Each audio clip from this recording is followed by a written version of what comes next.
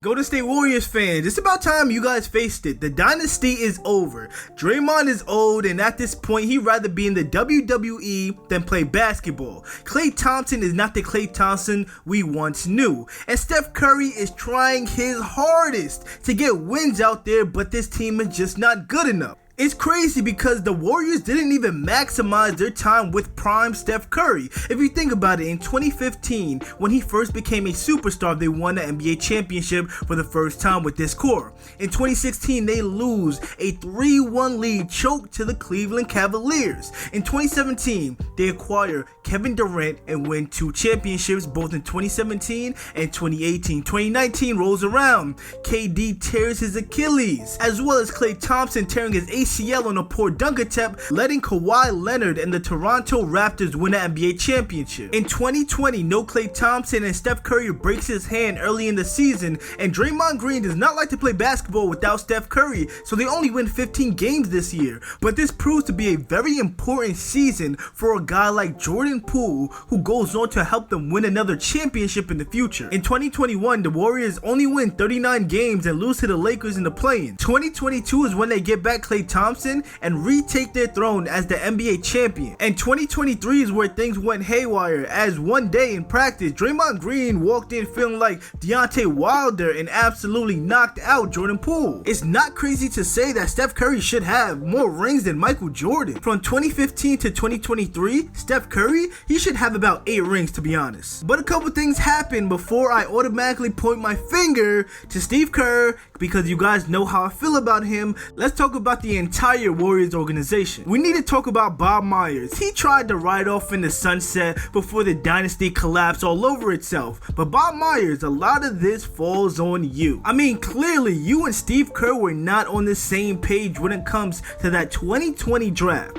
You guys took James Wiseman with the 2nd overall pick, with all the talent in that draft specifically. I mean, you had LaMelo Ball, Tyrese Maxey, Tyrese Halliburton. You could have took Onyeka Okongwu, Isaiah Stewart, Cole Anthony. Even Nick Richards would have been a good pick considering what you guys needed, because clearly a 7-foot athletic shot blocking big with a solid offensive skill set was not what you guys needed. Yes, this was the pandemic draft and you didn't get to see these prospects up close, but what you did know is that James Wiseman only played 3 games in college due to ineligibility rule. The guy only played in 39 games his rookie year before getting injured and having to sit out his entire sophomore year. So Wiseman has only played in 43 games since graduating high school, and the Warriors only give him 21 more games in his sophomore year, not to mention that he's trying to work himself back from a torn meniscus injury. That's not easy for a big man, and in those 21 games in his 3rd year, he was only given 12 minutes on the court to prove himself. Not only is he trying to work back from that injury, but he's trying to develop himself as a player and see how he fits best within the Steve Kerr system. And why I say they would have been better off taking Nick Richards rather than James Wiseman is because James Wiseman isn't okay just setting screens and getting rebounds. He's a shot blocker, he can finish at the rim, and he can also put the ball on the floor and go get you a bucket. And his time in Golden State was short-lived because he often found himself overthinking, because Steve Kerr did have a short leash with the young guys, as we have seen with Jonathan Kuminga. You could even ask Moses Moody after that Sacramento Kings game. If you are not a proven vet or a dynamic perimeter player, it is hard to gain Steve Kerr's trust. And that's why a lot of the blame does fall on Bob Myers' shoulders. Why do you draft Jonathan Kuminga, an incredibly elite, talented player, but he is also really raw and there's a lot of things that need to be worked on for him to develop into the player you drafted him to be? You selected him 7th overall in that 2021 draft, and although this draft class is a bit lackluster,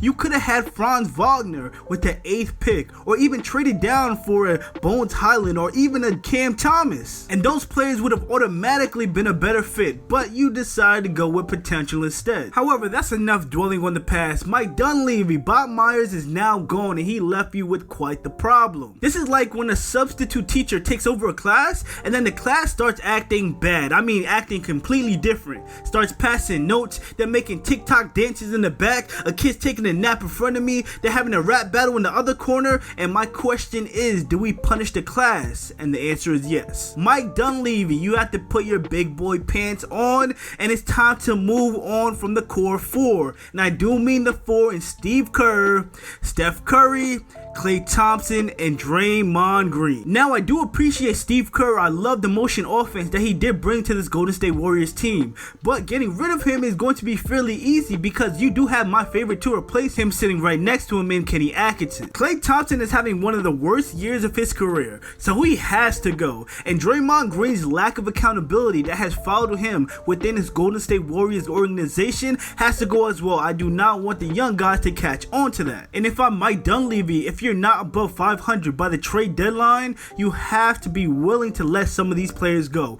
Do not let Klay Thompson go in the off season for nothing. The first step of the rebuild is to get your hands on a young star, and I don't know if the Detroit Pistons are all out, but I'm calling Dwayne Casey and seeing what's the price on Cade Cunningham. If I could hold on to Podziemski, Steph Curry, and Moses Moody, the rest is yours, Detroit. Let me know what that price looking like. But with that being said, Golden State Warriors fans, the dynasty is over. Accept it, deal with it. Y'all have dominated for the last decade, alright? It's time for some other teams to win the chip.